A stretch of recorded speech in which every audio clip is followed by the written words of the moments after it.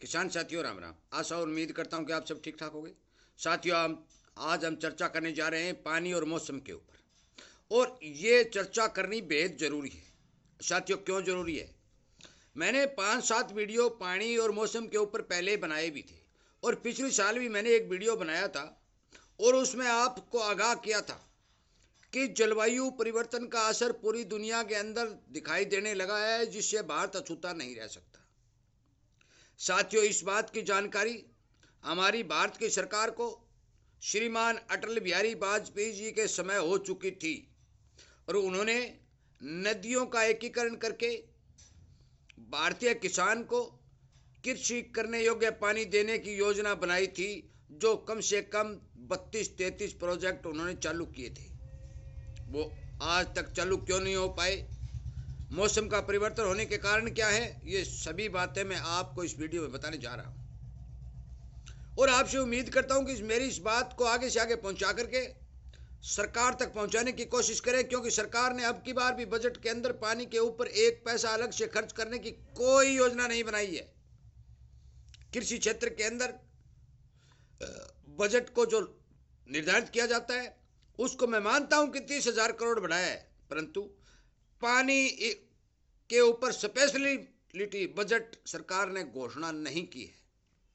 साथियों इसी तरह की जानकारी मैं किसान को समय रहते देता हूं, और इन्हीं जानकारियों का आपको पता चलता रहे और आप अपने खेत की फसल को ठीक ठाक से बचाते रहे। इसीलिए मैं कहता हूं कि मेरे इस चैनल को, अपने इस किसानी चैनल को सब्सक्राइब करके सामने वाली घंटी का बटन दबाएं, ताकि आपको समय रहते पता चल जाए और आपको खेत में नुकसान नहीं उठाना पड़े। साथियों अब नहरों की बंदी जो चली है, उस बंदी का सबसे बड़ा कारण डैमों के अंदर पानी की कमी होना है। और ये कमी क्यों हुई है? आप सभी को पता है कि अब की बार 70 से 80% तक की हिमाचल प्रदेश, जम्मू कश्मीर, उत्तराखंड, जहां से पहाड़ों का पानी नदियों के बांधों के अंदर आकर गिरता है, उस पानी की बेहद कमी देखी गई है। और बर्फ भी बहुत ज्यादा कम मात्रा में अब की बार पहाड़ों पर पड़ी है। हिमसार निकलते जा रहे हैं, पिघलते जा रहे हैं। समुद्री उथल पुथल के चलते धरती का तापमान गर्म होता जा रहा है, जिसमें कोई दो राय नहीं। ये आपको दिखाई दे रहा होगा, मेरे कहने की जरूरत भी नहीं है। फरवरी के अंदर इतनी बेतहाशा गर्मी ये बात दर्शाती है कि मौसम में भयंकर रूप से बदलाव आ रहा है। अब बात मानसून की करते हैं। मानसून साथियों, मानसून का सिस्टम बिगड़ चुका है, बिगड़ चुका है, बिगड़ चुका है। क्यों बिगड़ चुका है? ये बात सुन लें कि जो बंगाल की खाड़ी से हवाएं उठ करके, जो तूफान उठ करके सीधे उत्तर पश्चिमी भारत की ओर आते थे, वो सारे के सारे डाइवर्ट होकर दक्षिणी भारत की ओर घूम रहे हैं, नीचे के नीचे घूम रहे हैं।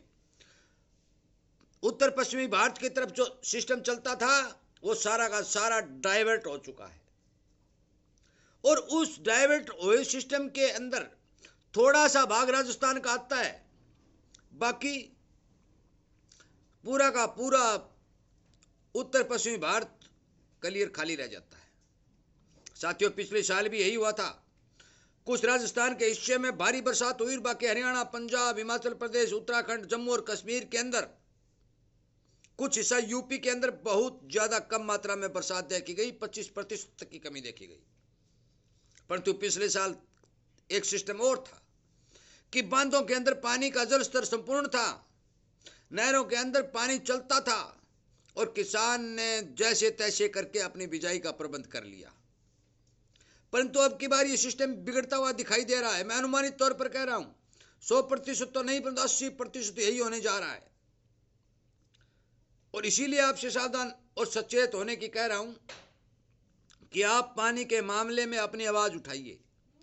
आपको, मुझे लगता है कि मार्च अप्रैल के अंदर पीने को पानी मिले, सिंचाई पानी की कटौती कर दी जाए, क्योंकि बागड़ा डैम और पौन डैम, दोनों ही डैमों के अंदर पानी की गति बहुत स्पीड से घटती जा रही है। आवक बहुत ज्यादा कम है, निकासी बहुत ज्यादा है, जिसके कारण बांधों का जलस्तर नीचा गिरता जा रहा है। मेरे पास रिपोर्टें आ रही हैं। उन रिपोर्टों के आधार पर मैं बताना चाहता हूं कि आने वाले समय के अंदर पानी की किल्लत देखने को मिलेगी।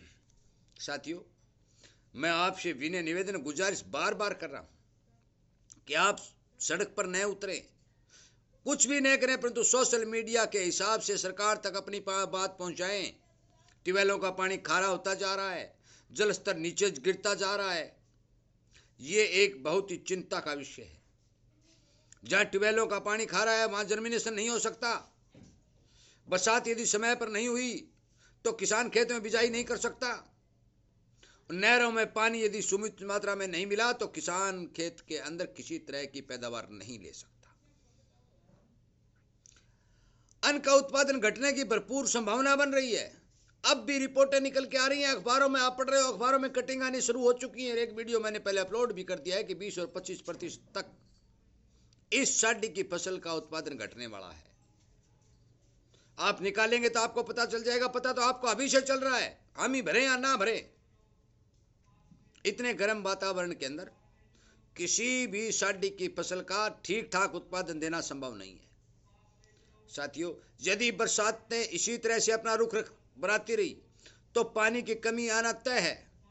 इसलिए अपने खेत के अंदर जिस भी जिन्स की बिजाई करें, पूरी सोच समझ के आगे पीछे पानी का पोजीशन देखकर, बरसात का सिस्टम देख करके ही बिजाई करें।